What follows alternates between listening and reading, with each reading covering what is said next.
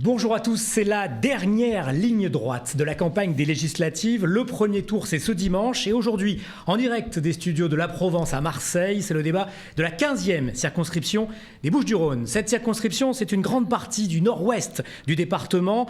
Très exactement, les cantons de Château-Renard, Aiguière, Lambesc, Orgon et Saint-Rémy-de-Provence. Une circonscription dont Bernard Reynès, ancien maire de Château-Renard, est le député sortant.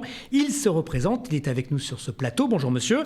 Bonjour. 11 candidats veulent votre fauteuil à l'Assemblée. 3 sont ici. Il y a Marie-Laurence Anzalone qui est ici pour la majorité présidentielle. Il y a Michel Young pour la Nouvelle Union Populaire Écologique et Sociale. Et il y a Romain Beaubry pour le Rassemblement National. Merci à vous 3, à vous 4 d'être avec nous sur ce plateau. La Provence a fait le choix d'inviter les 4 principaux candidats de cette 15e circonscription. Un poids politique qui est déterminé en fonction de plusieurs critères. Les résultats de la présidentielle, l'implantation politique dans le secteur et l'historique des députés sortants. Je vous cite les autres candidats, les 8 autres candidats de cette circonscription.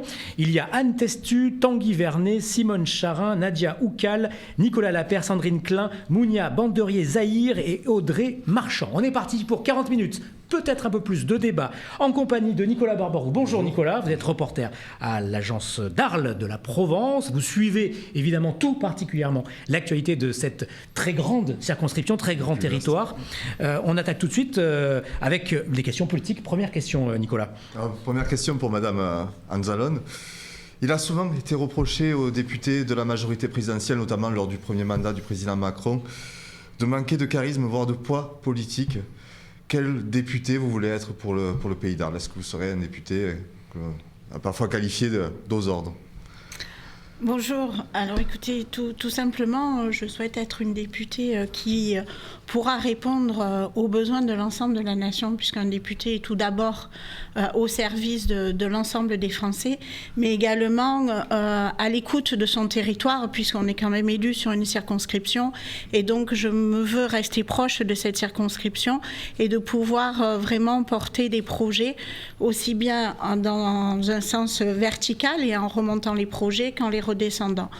Ensuite, pour ce qui est effectivement de l'assertivité qui est supposée au président de la République, je pense que quand on s'engage et quand on s'engage avec une étiquette et un mouvement, c'est que forcément on soutient ses idées et qu'on souhaite bien les défendre. Maintenant, c'est quelqu'un avec qui j'ai eu l'occasion de travailler à l'occasion de certaines commissions et je vous assure que c'est quelqu'un qui est assez à l'écoute des élus du territoire et qui sait entendre quand on sait argumenter les positions et qui peut effectivement prendre des décisions conformes. Justement, il y a une question qui pourrait revenir sur le devant de la scène prochainement, c'est la question de l'avenir institutionnel du Pays d'Arles et la fusion éventuelle entre le département et la métropole d'Aix-Marseille, avec une éventuelle intégration des 29 communes dans cette nouvelle entité. Quelle sera votre position sur ce sujet-là? Alors ma position est très claire. Contre l'exécutif? Voilà, je l'ai déjà exposé. Aujourd'hui, la décision ne se pose plus, puisque le ministère a suspendu l'intégration des 29 communes de la métropole de façon à pouvoir reprendre l'organisation des territoires. De toute façon, il va bien falloir se pencher sur l'organisation des territoires. Nous sommes concernés sur notre département, mais il n'y a pas que nous. Il y a d'autres lieux en France qui seront concernés. Et la position est très claire. Aujourd'hui, je m'oppose et je suis totalement défavorable à ce que ce soit la loi qui l'impose. Et effectivement, il faut qu'on le travaille. On a cette opportunité du fait qu'il n'y ait plus cette précipitation liée à une imposition par la loi, de travailler tous ensemble, de monter un projet. Et puis, à un moment donné, c'est aux élus du territoire de se prendre en main, de proposer des solutions. Et puis, je défendrai bien volontiers les solutions qui seront proposées. Et effectivement, contrairement à tout ce qui est dit régulièrement, je n'acquiescerai pas d'office les décisions qui seront prises et je saurai faire entendre la voix qui sera décidée sur la circonscription. Sur la circonscription, pas que, puisque là, on est sur le Pays d'Arles et uniquement quelques communes de la circonscription seront concernées. Madame Young, une question aussi politique pour vous. La 15e circonscription est un secteur réputé plutôt hostile pour la gauche. Est-ce que la NUP peut permettre un petit peu de changer la donne pour la gauche sur la 15e circonscription. Je ne suis pas d'accord avec vous. Je pense qu'il n'y a pas d'hostilité envers nous. Vous savez, j'ai fait beaucoup les marchés, les habitations, etc. ces jours-ci. J'étais même assez étonnée d'ailleurs de la dynamique que la NUPS a créée. Alors, moi, je voulais quand même rebondir sur ce que disait Madame Anzalone. Alors, quand même, je rappelle qu'au premier mandat de M. Macron, il y a une charte qui a dû être signée par les députés qui s'engageaient à ne pas contredire la politique gouvernementale. Je vais quand même vous répondre aussi sur le pays d'Arles. Je pense qu'il faut écouter les Arlésiens et tous ceux qui sont concernés par ça. Et moi, je vous rappelle quand même que nous sommes contre la loi NOTRe qui a imposé. Par ailleurs, vous ne voulez pas aller contre la loi, mais enfin, c'est quand même le gouvernement Macron qui a mis en place cette disposition-là. Donc ça me paraît... nous, on ne discutera pas dans le cadre de cette loi NOTRe qu'on refuse. Écoutez, en France, il existe des collectivités à statut particulier, le Grand Lyon. Eh bien, écoutez, je ne vois pas pourquoi Arles n'en bénéficierait pas. Monsieur Rennes, on vous a vu aussi réagir au propos de Madame Anzalone par rapport à la métropole. Oui, je réagis, je dirais même je réagis évidemment. Vous savez, je pense que ça passera par la loi. Et quand M. Macron veut une loi, j'ai jamais vu les députés de la République En Marche ou du MoDem s'opposer à M. Macron. Vous avez raison, ils ont signé une charte. La charte, le premier point, c'est qu'il faut absolument, bien sûr, suivre toutes les directives de M. Macron. Et donc, une fois pour toutes, c'est M. Macron qui décidera. Et très franchement, en 5 ans, je n'ai pas vu souvent les députés de la République En Marche s'opposer à M. Macron. Au contraire, d'ailleurs, on s'en moquait un peu, on les appelait les Playmobil. Chaque fois qu'il y avait des lois, d'ailleurs des lois pas proposées par les parlementaires, proposées toujours par l'exécutif, et bien sûr, les députés de la République En Marche les adoptaient systématiquement. Donc cette histoire, c'est une grande duperie. Macron voudra la métropole, il voudra intégrer toutes les communes, et je ne vois pas un député de la République En Marche qui pourra s'y opposer. Et vous, Monsieur Beaubry, sur ce dossier-là, vous êtes évidemment, j'imagine, aussi opposé à l'intégration des... J'entends pas beaucoup parler de consultation. La première chose à faire, c'est consulter les premiers concernés, qui sont les habitants de ce pays d'Arles, qui doivent se prononcer sur l'avenir qu'ils souhaitent pour leur territoire. Certaines communes ont lancé des consultations il y a quelques années. Majoritairement, les habitants se sont opposés à cette intégration dans la métropole, et on les comprend. On ne vit pas sur le pays d'Arles comme on peut vivre à Marseille. On ne veut pas financer, comme c'est le cas, on l'a voté il y a 2 ans, notamment dans des conseils municipaux, un plan de déplacement urbain qui privilégie surtout son budget pour l'accessibilité des métros marseillais. À Arles, à Barbantane, à Château-Renard, on se fiche de l'accessibilité des métros marseillais. On ne veut pas que notre argent parte dans ces projets qui ne les concernent pas. Et je voudrais réagir sur ce que dit Monsieur Rennes. Effectivement, les députés de la République En Marche, on le sait, suivront les consignes de M. Macron, mais les députés, également les Républicains, et c'est ce que nous a prouvé M. Rennes ces 5 dernières années, vont également dans le sens de M. Macron lorsqu'ils sont présents à l'Assemblée nationale. Je ne savais pas que j'avais le soutien de la République En Marche. Je l'apprends ce soir parce qu'au contraire, pour la République En Marche, j'ai plutôt l'impression que je suis l'homme à abattre. Alors oui, justement, Bernard Rennes, vous n'avez pas les soutiens des 2 fortes personnalités de la région, en tout cas du département et de la région, Renaud Muselier et Martine Vassal, qui ont choisi de soutenir votre adversaire d'ensemble. Est-ce que vous vous sentez donc justement un peu isolé sur l'échiquier politique local ? Isolé, je dirais pas ça. Certes, la position de Renaud Muselier et de Vassal est claire. Ils étaient LR, ils ont préféré voguer sur d'autres cieux. Je ne suis pas sûr d'ailleurs qu'à l'avenir, ça leur sera profitable. On vit quand même des choses un peu surréalistes. J'ai eu l'investiture des LR par Martine Vassal. Et maintenant, Martine Vassal soutient et candidat adverse, notamment à la République En Marche. Moi, je ne comprends plus rien, je ne sais pas vous, mais ce que je sais, c'est que ce sont des mœurs de cette nature qui discréditent la vie politique. Et nous ne nous étonnons pas si le taux d'abstention augmente de plus en plus et si les Français regrettent que les hommes politiques ne soient pas Vous droits vous dans sentez leur trahi botte. par votre famille politique? Trahi, j'aime pas ces termes. J'aime pas ces termes. Vous savez, moi, l'agressivité, c'est pas dans mon ADN. Bon, je suis déçu, je suis certainement peiné. En tous les cas, je suis pas d'accord. Vous, Madame Anzalone, au contraire, vous avez le soutien de Monsieur Muselier et de Madame Vassal. Comment vous les appréciez, ces soutiens, comment vous les accueillez? Écoutez, je les accueille très favorablement et aujourd'hui, c'est une belle opportunité qu'on a sur ce territoire de pouvoir avoir à la fois un président, une Assemblée nationale avec une majorité présidentielle, un département qui nous soit favorable, une région qui nous soit favorable. Et il est vraiment intéressant et pour la première fois depuis de très nombreuses années, d'avoir cet alignement qui permettra de faire un travail tout en sérénité et qui permettra de porter les projets. Mais je reviens sur ce qu'on disait tout à l'heure, je suis quand même surprise de constater que finalement, il n'y a qu'une personne qui est prête à suivre le mouvement pour lequel elle s'est engagée. Donc je suis quand même un petit peu étonnée. Précisez votre pensée, il n'y a qu'une personne. Ouais. Mais parce que visiblement, vous êtes tous d'accord sur le fait que de s'engager derrière la volonté et le programme d'un président que nous avons élu semble vous surprendre. Mais voilà, moi, c'est l'inverse qui me surprend. C'est le fait que vous soyez tous les trois d'accord sur le principe qu'il ne faut pas forcément suivre la politique qui est menée par la personne qu'on a suivie et qu'on défend.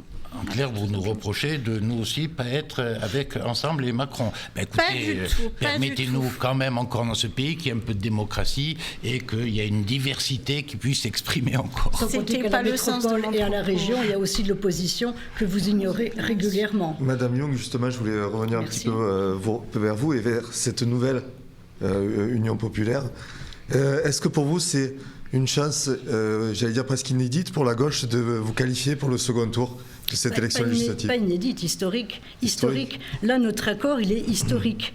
Dans les faits, depuis 40 ans, la gauche n'a pas été unie. Donc là, nous sommes unis et évidemment, ça change la donne, ça va même changer l'espoir et le paysage, bien sûr. D'autant que notre programme, que je suppose vous avez un peu parcouru, a quand même des points très forts, ne serait-ce que les fameux 1 500 € pour le SMIC, une retraite qui ne sera pas inférieure au SMIC, avec ce concept de misère, aujourd'hui notamment chez les personnes âgées, le blocage des prix. Enfin, là, personne n'est surpris qu'on parle de blocage des prix avec l'euro, l'essence à 2 €, même un peu plus quelquefois. Il faut immédiatement bloquer ces prix. Il faut taxer Total, qui fait des milliards de bénéfices. Pas de chiffre d'affaires, de bénéfices. Là, il faut stopper ça tout de suite. Notre programme, qui est un programme de gouvernement partagé, peut répondre à ces besoins. Allez, question à Romain Beaubry. Pour vous, donc, le Rassemblement national a réalisé aussi des scores inédits lors de la dernière présidentielle. Vous êtes arrivé sur cette circonscription en tête lors du premier et du deuxième tour. Comment parvenir pour vous à capitaliser sur cette bonne dynamique pour votre parti au niveau national et voire même également Il faut rappeler aux électeurs que c'est une élection nationale qui se joue. Là, les Français vont choisir qui va les défendre ces 5 prochaines années face à la politique d'Emmanuel Macron. Les 3 adversaires qui sont face à moi aujourd'hui ont participé activement à la réélection d'Emmanuel Macron et voudraient nous faire croire aujourd'hui qu'ils en seraient les plus farouches opposants. Il n'en est rien. Ils tablent exclusivement, notamment M. Rennes, sur le local, parce que c'est ce qui les fait vivoter encore. Son parti ne représente plus rien à l'échelle nationale. Donc, on joue sur le local qui reste un peu à la main des LR sur certains territoires. Alors, Monsieur Beaubry, vous étiez candidat au municipal, à Sénat, au départemental. Bon, on a l'impression quand même que le RN, vous parliez du local, n'arrive pas à concrétiser ces résultats, ces bons résultats au niveau national, au niveau local. Pourquoi, selon vous ? Parce que, comme vous le voyez, en fait, nos adversaires font la chasse au soutien, aux grandes têtes en fait, de cette circonscription, aux grandes têtes politiques de la région, du département. Et nous, on ne fait pas de clientélisme. Nous, on s'adresse directement aux gens. Et on est là pour s'engager pour l'intérêt général. Et c'est ce qu'il faut qu'ils comprennent, c'est que cette élection, elle est nationale, elle va permettre de les défendre ces 5 prochaines années à l'Assemblée nationale en élisant un député du Rassemblement national qui sera présent dans l'hémicycle. Ça sera un député macronien de moins. Et ce discours, vous l'avez déjà tenu en 2017 et ça n'avait pas fonctionné pour le Rassemblement national. Qu'est-ce qui fait qu'en 5 ans, tout peut changer? Parce qu'en 5 ans, beaucoup de choses ont changé. En 5 ans, au deuxième tour de la présidentielle, sur notre circonscription, Marine Le Pen avait fait 48%. Aujourd'hui, elle en fait 54%. Les Français ont compris qu'on était la seule opposition crédible à la politique d'Emmanuel Macron. Nous n'avons pas participé à sa réélection. Nous n'avons pas appelé à voter pour Emmanuel Macron, comme l'a fait d'ailleurs M. Rennes dès 2017, ou même la NUP, qui vient aujourd'hui de nous parler, de la retraite à 60 ans, alors qu'ils ont appelé à revoter pour Emmanuel Macron qui propose une retraite à 65 ans. Moins 10% de présence à l'Assemblée nationale, Madame Le Pen. Adressez-vous au député qui est juste sur votre gauche, qui fait partie des 10 plus mauvais députés de l'Assemblée nationale. Vous n'êtes pas très informé. Voilà. Vous verrez. Moi, j'aurai le même engagement que j'ai sur ma commune de Sénas en tant qu'élu d'opposition. Je serai présent, je travaillerai les dossiers comme je le fais à Sénas, et ça, les habitants de la commune le savent. Là, Monsieur Beaubry, oui, mais c'est pour vous expliquer un peu le travail qui va être mis en œuvre. Et vous allez voir, ça va changer par rapport à ce que l'on connaît actuellement. Donc moins 10% de présence de Madame Le Pen à l'Assemblée nationale. 4500 scrutins, moins 10%. Elle n'était pas présente à la réforme des retraites, aux violences familiales, à la protection des mineurs, au RIC, à la nationalisation. Bref, tous les grands sujets choses pour lesquelles de la France, vous positionnez pour déconstruire le pays. Voilà. Oui, Madame Jung, c'est ça. Vous, votre parti déconstruit le pays. Et quand vous êtes dans l'hémicycle, c'est pour déconstruire le pays. Mouvements. Tout à fait. Allez, on va en terminer avec ces questions politiques. On va attaquer les sujets, les thématiques qui concernent au premier chef les citoyens de cette circonscription, notamment la santé. Nicolas. Alors, les habitants de votre territoire sont entourés de centres hospitaliers, notamment à Arles, Cavaillon et Salon, qui traversent de graves difficultés actuellement, notamment au niveau du maintien continu du service des urgences. Que proposez-vous pour garantir à vos administrés un accès sûr aux soins et donc sauver l'hôpital public? Vous allez tous pouvoir répondre à cette question. Madame, allez-y. Madame Ansalon. Alors écoutez, tout simplement, vous citez 3 des établissements, mais la circonscription est très longue et une partie de la circonscription dépend aussi des urgences d'Avignon.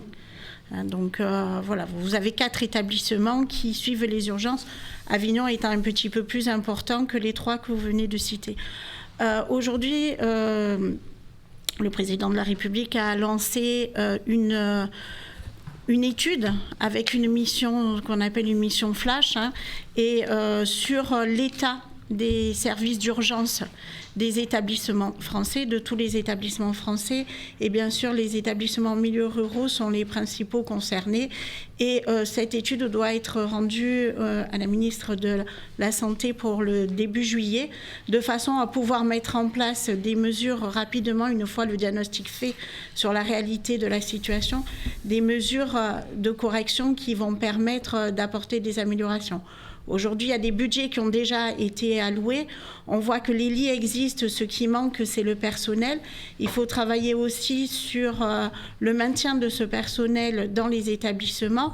Le Ségur a été un début de réponse, mais il faut le pousser encore un petit peu plus loin, puisqu'aujourd'hui, à peu près 2 millions de personnels de santé ont pu être aidés grâce au Ségur de la santé. Mais voilà, il faut aller encore un petit peu plus loin pour assurer le maintien des personnels dans les établissements et de permettre l'ouverture des lits. Et c'est pareil pour les services d'urgence. Vous allez tous pouvoir répondre évidemment à cette question et réagir. Monsieur Rennes. Oui, je veux réagir parce que je connais sur les solutions que vous proposez aussi. Le discours de Macron, tout va bien. Écoutez, je crois qu'il faut être dans le concret. Jamais la médecine dans ce pays n'a été dans une situation aussi désastreuse, même si depuis 30 ans on se targue d'avoir la meilleure médecine du monde. Quand je vois la situation de l'hôpital, quand je vois la situation des EHPAD, quand je vois la situation de la médecine libérale, il y a un paramètre qui est commun. On a créé une médecine comptable qui est aux mains des administratifs. Je prends un exemple, dans les hôpitaux, il n'y a plus d'administratifs maintenant que de soignants. Et donc on a une médecine qui a éloigné les professions médicales et paramédicales de la gestion de la médecine et pour la grande difficulté de tous les patients. Vous avez cité les urgences. Écoutez, je vais vous raconter une anecdote. Les urgences de Cavaillon ferment et on me dit mais le SMUR c'est le véhicule qui est chargé, médicalisé d'amener les gens aux urgences. Dans le SMUR, il existe toujours, mais il n'y a plus de médecin. Je ne vous souhaite pas de faire un AVC ou un infarctus où chaque seconde compte. Vous risquez d'arriver dans des urgences qui sont complètement embolisées et si vous n'avez pas un trop gros bobo, vous allez vous retrouver dans un brancard. Alors que faut-il faire, monsieur Rennes ? Pardon ? Là, vous faites un constat et vous racontez en effet des situations très difficiles et qui sont inquiétantes. Mais qu'est-ce que vous proposez comme solution si vous êtes élu député ? J'ai reçu le collectif des médecins des hôpitaux qui font des propositions pour relancer l'hôpital et redonner la main au corps médical. J'ai reçu aussi les directeurs d'EHPAD. C'est une honte de la République. Je prends l'EHPAD de Clerval, par exemple. Eh bien, c'est un bâtiment qui est magnifique, qui ne peut plus être rempli parce qu'il manque 2 infirmières, il manque 10 aides-soignantes. Donc, le constat, il est catastrophique. Et j'ajouterai une chose. On pourrait parler aussi de la médecine libérale. Je parle que de réalité parce que vous, M. Macron, vous parlez toujours d'un monde virtuel. Moi, je parle de ce que je connais. Mais enfin, il y aura une autre question. Pour prendre un rendez-vous chez un médecin généraliste ou pour un spécialiste, c'est très long. Bonjour, bon courage à tout le monde. Allez, toujours sur cette question. Monsieur Beaubry. Oui, c'est pas grave, c'est pas grave. Monsieur Beaubry, donc. On changera la prochaine fois. Voilà, je voulais savoir effectivement, vous, quelles solutions aussi vous préconisez par rapport à cette situation dans l'hôpital public ?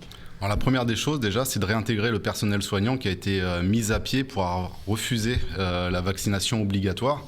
Et Monsieur Rennes n'était d'ailleurs pas présent cet été dans l'hémicycle pour les défendre. Alors maintenant, il vient nous parler de solutions. Il n'était pas présent. Mais c'est un constat en fait, Monsieur Rennes. Vous n'étiez pas présent pour les défendre, ces soignants. Oui, votre chef de file était toujours présente à l'Assemblée nationale. Elle y était cet été, oui, tout à fait. Elle s'est opposée à cette obligation vaccinale pour les soignants. Ensuite, il faut former davantage de médecins. Alors la fin du numerus clausus, c'est juste un effet d'annonce parce que la limitation d'accès aux études de médecine, c'est toujours un fait. En fait, il faut augmenter les capacités de formation et mettre les moyens pour arriver à augmenter drastiquement cette capacité d'accueil dans les universités. Ensuite, il faut créer plus de places dans les instituts de formation de soins infirmiers et dans les centres de formation d'aides-soignants.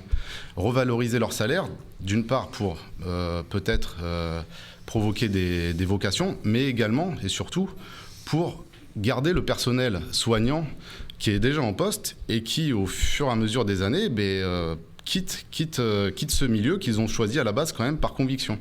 Pour cela, il va falloir également revaloriser leur salaire, je l'ai dit, et améliorer leurs conditions de travail. Et améliorer leurs conditions de travail passera obligatoirement, et il participera pour beaucoup dans l'augmentation des effectifs. On l'a entendu, il va y avoir une mission flash. Est-ce que cette situation a besoin d'être flash ? Non, au contraire, il faut là aller en profondeur. L'hôpital, c'est une catastrophe aujourd'hui. 17 600 lits supprimés par M. Macron. 17 600 lits. Vous vous rendez compte de ce que ça veut dire, évidemment, en 4 ans de Macronie. Je ne vous dis pas ce que ça va être au bout des 5 ans quand même. Alors, qu'est-ce qu'il faut faire ? Il faut effectivement revaloriser les salaires. Il faut impérativement rouvrir ces lits, rouvrir également les services de proximité. Il faut favoriser les urgences et c'est absolument impensable qu'en France aujourd'hui on était un pays de qualité médicale, on en soit quand même à ce niveau-là. On a une fuite massive des médecins, notamment à l'hôpital de Cavaillon-Lorris, parce que ça s'appelle Cavaillon-Lorris, avec une baisse de leur salaire de 40%. Évidemment qu'ils s'en vont. Vous resteriez, vous ? Moins 40%, ils s'en vont. C'est ça qu'il faut absolument faire, évidemment. Le T2A, M. Beaubry, qu'est-ce que vous en pensez du T2A ? Rien parce que vous ne le savez pas. Vous savez ce que c'est ? C'est la tarification. Sortez-nous votre science, madame. C'est dommage que vous ne le sachiez pas parce qu'ils sont en grève aujourd'hui, l'hôpital. Je ne sais pas si vous le savez. Ils sont en grève. Oui, on le sait. Voilà. Vous auriez pu commencer par le dire. Alors, la fameuse tarification à l'activité transforme le patient en client. Voilà. Alors, quand on dit ils sont effectivement là-dessus, M. Reynès a raison, je ne suis pas toujours d'accord avec lui, mais là-dessus, oui. Effectivement, ils sont envahis par les tâches administratives. Alors, on a une situation à l'hôpital de Salon, par exemple, où certains médecins intérimaires gagnent jusqu'à 3 500 € par jour. Et évidemment, ils sont déchargés de toutes ces tâches qui sont, elles, dévolues au personnel en place. Voilà, ça c'est une situation d'injustice et d'inégalité qui retombe forcément sur les patients. Allez, on continue sur les déserts médicaux peut-être. Justement, parce que M. Reynès, vous avez évoqué un petit peu cette situation pour commencer. Comment lutter contre ces déserts médicaux, une situation qui est très, très forte justement dans le pays salonnais, voire aussi du côté des Alpilles. Comment lutter contre cette situation ? On peut revenir sur le numerus clausus. J'ai été la première année dans le numerus clausus. Seulement, il faudra 20 ans. Donc, il faut trouver des réponses d'urgence. Moi, je suis tout à fait favorable à ce que les médecins généralistes fassent leur dernière année sur le territoire, sur le terrain.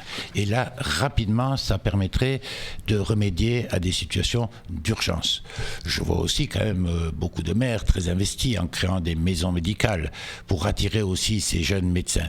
Dans tous les cas, je ne crois pas encore une fois à des colloques, à des Ségur, etc. Il faut des réponses pragmatiques et celles que je propose, D'ailleurs, beaucoup de médecins généralistes, en venant faire leur dernière année sur les territoires et les territoires ruraux, s'apercevront que les territoires ruraux ont une qualité de vie. Il n'y a pas que la ville universitaire où ils ont été formés. Et ils voudront y rester. Et en général, quand ils y restent, ils y sont très heureux parce que la vie dans notre ruralité a une qualité et des spécificités qu'ils ne trouveront pas dans les villes universitaires. Les déserts médicaux, Madame Anzalone, aussi pour vous, c'est une question qui est cruciale pour vous ? Mais bien sûr, puisqu'on est dans des milieux où on voit très bien dans nos collectivités aujourd'hui la difficulté qu'ont certains nouveaux arrivants, ne serait-ce que pour avoir accès à un médecin traitant.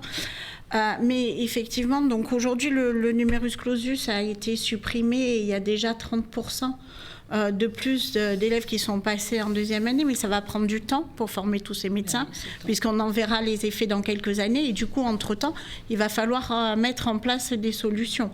Les solutions passent effectivement par les maisons de santé et l'attractivité, parce que nos jeunes médecins aujourd'hui, infirmiers et autres professionnels de santé, ont une vision un petit peu différente des professionnels de santé d'il y a quelques années et ont envie aussi de pouvoir travailler ensemble. Et ces maisons de santé leur permettent effectivement de travailler ensemble et d'avoir une vision plus globale aussi du patient et de travailler avec des infirmières parce que parfois une consultation n'est pas utile et une infirmière ou une sage-femme peut très bien faire le travail. Mais de la même façon, il y a le développement de la télémédecine puisqu'aujourd'hui, le Covid a au moins permis de faire cette évolution-là et un grand pas en avant sur la téléconsultation puisque voilà, ça s'est développé. Aujourd'hui, on a plus d'1 million de téléconsultations qui se font sur la France entière et c'est un moyen de pouvoir le développer et de développer aussi des consultations sur des spécialités qui sont un petit peu éloignées des territoires, le temps de pouvoir reformer. Alors, Monsieur Beaubry, dans un instant sur les déserts médicaux, vous voyez réagir Mme Young. Oui. Sur la télémédecine, notamment. Oui, je vous entendais. Oui, c'est un débat, vous savez, donc on essaie d'avoir vos réactions. Les déserts médicaux, il y a 7 millions de personnes qui en souffrent. C'est pas uniquement chez nous, bien entendu. C'est à peu près partout, y compris dans certains quartiers de Paris quand même.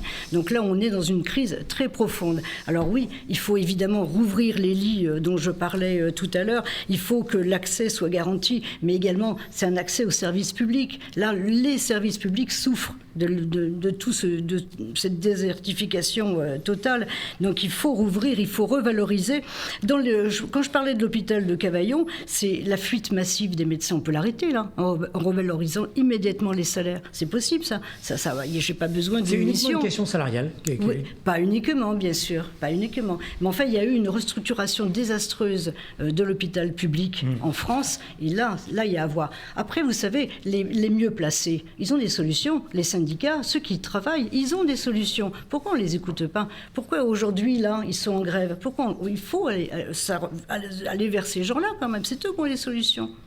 Pour vous, les maisons médicales, c'est aussi une solution? Écoutez, c'est des projets qu'il faut soutenir? Pour le moment, les maisons médicales, elles servent à stocker les patients que les hôpitaux ne peuvent pas traiter. C'est exactement ce que m'a dit hier une personne qui travaille à l'hôpital de Salon. Donc il y a une désorganisation de la chose. Il faut réorganiser le système de santé français qui, au passage, était parmi les meilleurs en France et les plus appréciés. Aujourd'hui, on est dans une catastrophe. Qu'on puisse parler de désert médical en France, moi, je trouve ça absolument effarant. Je suis à peu près la plus âgée d'ici.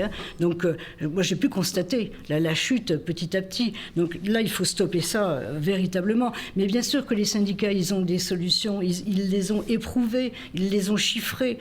Pourquoi, moi, je voulais que je vous en sorte une miraculeuse alors qu'il y en a déjà? Monsieur Beaubry, est-ce que j'imagine que vous partagez ce constat en termes de solutions? Oui, les maisons médicales, bien sûr. Alors, ce n'est pas juste pour désengorger les hôpitaux, parce que ça réunit quand même pas mal de professionnels de la santé, tout secteur confondu. Ensuite, il faut peut-être aller vers d'autres solutions, pistes qui n'ont jamais été envisagées jusqu'ici, et peut-être, pourquoi pas, mettre en place une rémunération de la consultation en fonction du lieu de la consultation du patient. Peut-être que ça pourrait aider à l'installation de jeunes médecins qui favoriseraient ces zones médicalement vides. Oui, je voudrais rajouter, quant à la télémédecine, j'en comprends le principe sur un point de vue technique, pourquoi pas. Mais quelle société on est en train de fabriquer où ce dialogue indispensable entre le patient et son médecin va être supprimé? C'est vrai, je suppose qu'on en parlera aussi, c'est vrai dans tous les domaines, c'est vrai aussi dans les services. Nous créons une société de plus en plus complexe, de plus en plus inhumaine, et je ne comprends pas pourquoi ce pays paye tant d'impôts alors qu'il est incapable de se payer des services indispensables à la nation. On enchaîne sur les services publics, justement. Les services publics, parce que beaucoup d'élus s'inquiètent, justement, notamment dans les zones rurales, comme c'est souvent le cas pour la 15e circonscription, qui est une zone très rurale, de voir les services publics disparaître dans leur commune. Ce dossier, est-ce que c'est une priorité pour vous, Monsieur Beaubry? Alors, comme on le disait, il faut aller le plus loin possible dans la numérisation, mais pour autant que ça facilite la vie des usagers, et on doit toujours leur garantir l'accès à une personne humaine dans des locaux. Alors on ne peut pas avoir, il faut être cohérent, on ne peut pas avoir un pôle emploi ou un centre des finances publiques dans chacune de nos communes. En revanche, ces services doivent y être présents.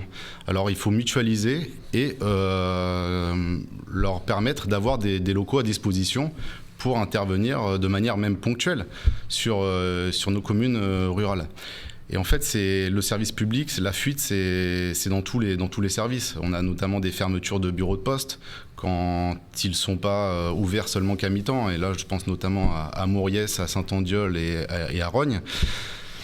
Il faut garder ces services publics dans nos communes. Ça va participer également il faut démétropoliser en fait ces services des grandes villes, qui va permettre de les désengorger. Parce que déjà que nos communes font face à des transports inaccessibles, à des fermetures de gares, ça ne les encourage pas à se déplacer en transport en commun ou en train pour accéder à ces villes où se trouvent les services publics.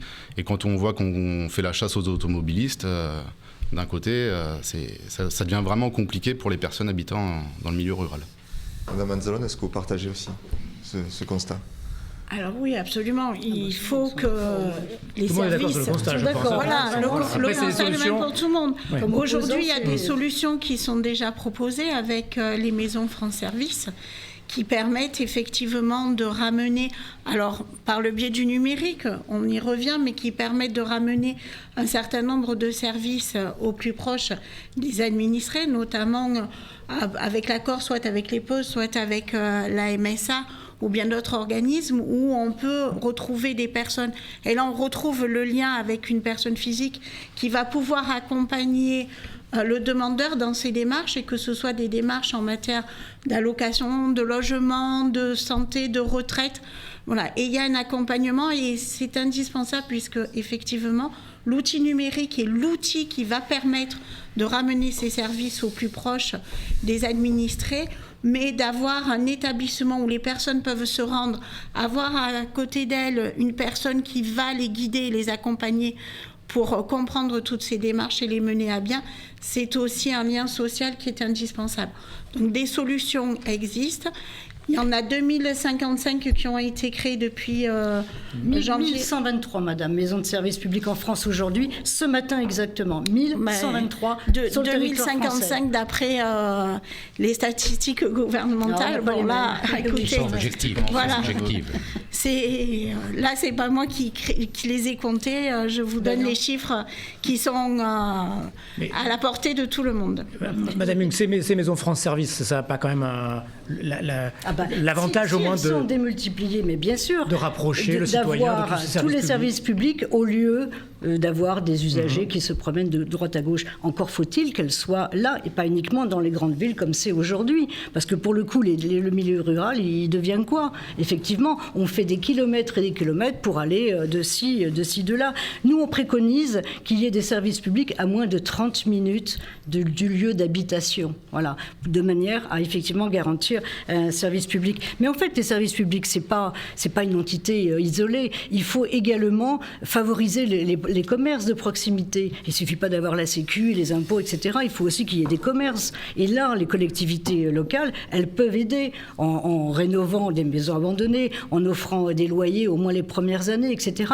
La ville, elle est à penser globalement en termes de services publics. C'est pas uniquement isolé. Je peux pas avoir un bureau de poste à côté de la Sécu. Ça n'a pas de sens. Il faut penser globalement.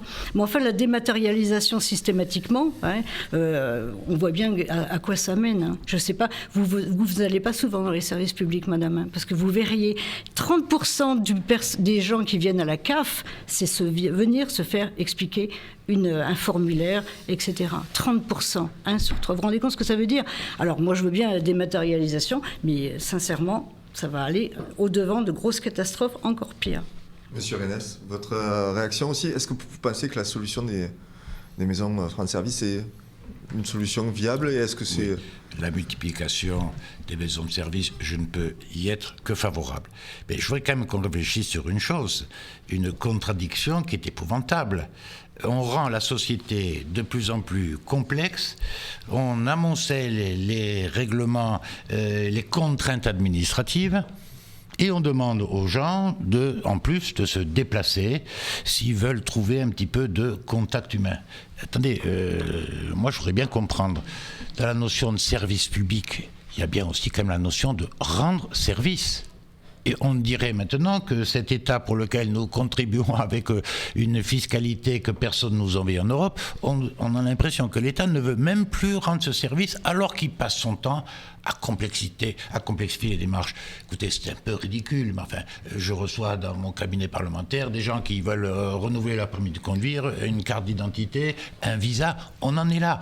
Comment a-t-on réussi à créer une société où ce qui était avant simple est devenu compliqué et va le devenir de plus en plus? Et franchement, ce tout numérique, je suis très inquiet. Il y aura toute une génération pour l'instant qui en est écartée.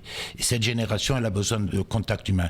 Je prends un seul exemple, la Poste. La Poste était un outil indispensable, mais c'était aussi un outil social. C'était un outil dans lequel aussi les personnes âgées pouvaient créer du lien, pouvaient demander conseil. Et bien maintenant, si vous voulez, il va falloir ou qu'ils fassent des kilomètres, à une époque où il faut faire un choix, ou vous faites des kilomètres, ou vous remplissez votre réservoir, ou vous remplissez votre frigo. C'est l'un ou l'autre. Et bien, on leur demande d'aller sur la route, des routes d'ailleurs qui sont combien de fois embolisés avec des heures d'attente. Écoutez, la qualité de vie de nos concitoyens, c'est pas un principe fumeux, c'est une réalité du quotidien. Allez, on approche de la fin de ce débat, déjà 38 minutes de direct. On a envie de vous poser une dernière question, c'est Nicolas Babarou qui va vous la poser, qui va vous permettre de jouer un petit peu votre va-tout sur ces derniers instants de débat, Nicolas. Alors on va commencer par Madame Jung. La question sera la même pour vous quatre. Vous, députés, quelle est la première question que vous poseriez à l'Assemblée nationale ? L'urgence climatique, c'est urgent. L'urgence climatique touche tous les aspects du quotidien. Il faut impérativement, là, qu'on agisse, mais radicalement. On n'a pas le choix. Là, on est forcément dans la radicalité. Donc moi, je vais inviter mes collègues de l'Assemblée nationale, mais également tous les Français et tous ceux qui voudront bien d'ailleurs s'y attacher, à agir concrètement pour l'urgence climatique. Ça me semble être au-dessus de tout. 37 millions par an d'exilés climatiques. On va où là comme ça ? Bientôt, on va refuser les gens du Var de monter à Paris, évidemment. Et puis, il y a des Bouches-du-Rhône. On ne peut pas continuer comme ça, qu'on le veuille ou pas, on ne peut pas continuer comme ça. Donc, l'urgence climatique. Même question pour vous, monsieur Renes. Je ne poserai pas de questions parce qu'en général, à l'Assemblée nationale, on ne nous y répond pas aux questions. Par contre, ce qui est sûr, c'est que je veux dénoncer le fait que ce mandat est devenu maintenant un simple jeu de rôle. C'est le président de la République qui décide de tout, avec des députés qui sont aux ordres. Il n'y a plus de débat. Vous savez, je ne suis pas un homme de gauche, mais quand la gauche était au pouvoir, au moins on débattait. Et là, si vous voulez, on nous demande quoi ? De signer des lois avec une inflation de lois. D'ailleurs, il y en a tellement que les décrets d'application, souvent, ne sortent pas.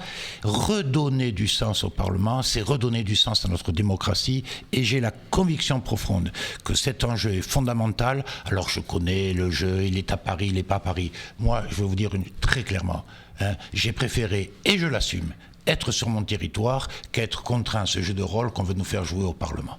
Ah, vous êtes mûr pour nous rejoindre, monsieur Renes. Eh bien, il y a des fois où on n'est pas d'accord, mais tant mieux. Il y a des fois aussi où on est d'accord. Même question, Madame Anzalone. Quelle est la première question que vous poseriez, vous, à l'Assemblée nationale ?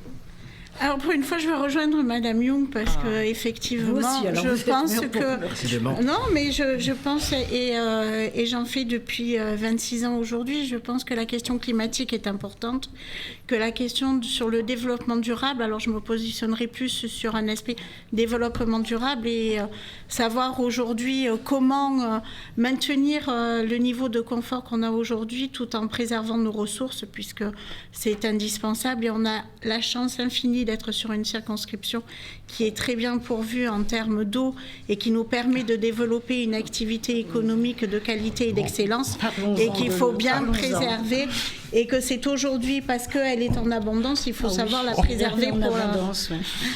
Oui, par rapport à certains secteurs. Au président du syndicat des Alpines qui s'arrache les cheveux et que le jeu de la sécheresse est un enjeu fondamental pour l'avenir. On va pas partir sur cette thématique. Je voudrais quand même dire aussi une chose, l'écologie, on en parle, mais moi j'ai voulu en faire. Et j'ai créé à Château-Renard une ferme photovoltaïque en lieu et place d'une décharge qui a fourni l'électricité à 10 à 15 000 équivalents habitants. Moi, c'est cette écologie-là de terrain que je veux défendre. Allez, à la Roque, c'est construit sur les terres agricoles. Moi, sur une décharge. Même question qu'à vos trois concurrents. Quelle première question vous poseriez à l'Assemblée nationale si vous étiez élu ? Vous avez 1 minute 30 pour que vous soyez tous à peu près au même temps de parole. Vous avez à peu près parlé chacun 9 minutes, sauf vous. Bien, je demanderai au gouvernement ce qu'il attend pour prendre des mesures en faveur du pouvoir d'achat des Français. Les coûts des matières premières, le coût des énergies, le coût du carburant, tout s'envole. C'est les Français qui en pâtissent. Alors, on veut mettre des mesures utopiques. On leur dit qu'il faut acheter des voitures électriques pour consommer moins de carburant et faire des économies. En même temps, le prix de l'électricité s'envole. Et les Français n'ont pas les moyens d'accéder à la voiture, de toute façon, à la voiture électrique. Donc, il va falloir qu'ils prennent des mesures d'urgence parce que là, les Français ne vivent plus, ils survivent. Ils sont toujours taxés de plus en plus pour moins de services publics, on l'a dit. Donc ce qui compte maintenant, c'est la fin du mois. Et la fin du mois, pour ces millions de Français, est bien désastreuse depuis que M. Macron est au pouvoir. Merci beaucoup, merci mesdames, merci messieurs d'être venus sur ce plateau. Merci Nicolas Barbaroux d'être venus tous là, tous les 5 depuis la zone, le territoire de cette 15e circonscription. C'est 2 heures de route pour venir jusqu'ici. On aurait pu parler de cette problématique des transports aussi ce matin. Réponse en tout cas à cette élection, scrutin donc dimanche, réponse dimanche soir. Donc ça ferme à 18h, 19h les bureaux de vote, 18h. On en saura rapidement, donc vers 20h, 21h, on aura les premiers résultats. Merci à tous de nous avoir suivis. Vous avez rendez-vous avec le débat de la circonscription, la 12e circonscription, celle de la Côte-Bleue. Cet après-midi, à partir de 15h, ce sera avec Audrey Letellier et Maxime Perron. Bonne journée à tous. Merci.